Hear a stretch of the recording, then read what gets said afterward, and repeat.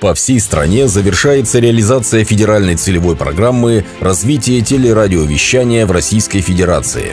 Ее цель – строительство инфраструктуры цифрового вещания во всех регионах страны.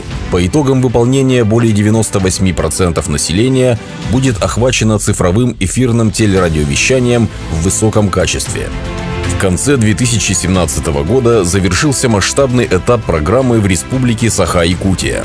Во всех регионах страны реализацию мероприятия по строительству объектов сети цифрового эфирного наземного телерадиовещания осуществляет Российская телевизионная и радиовещательная сеть.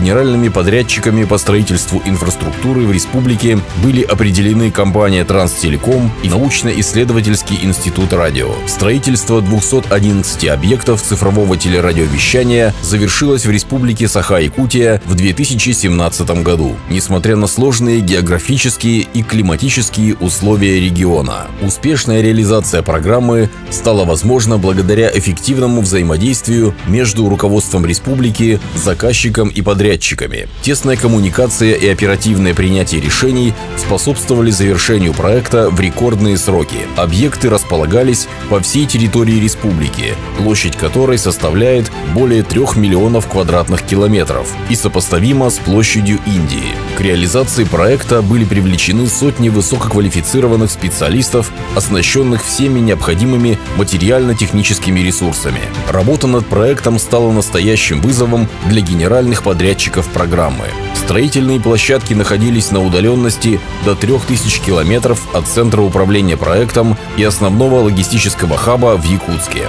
Самоотверженный труд людей на строительстве станций требовал не только высокого профессионализма и полной самоотдачи, но и настоящего мужества. Строительные бригады, многотонная техника и конструкции антенно-мачтовых сооружений перебрасывались по земле, по воде, по воздуху, зимой и летом, несмотря на суровые погодные условия. Бурение скважин осуществлялось в условиях вечной мерзлоты, скальных грунтов и болотистых местностей.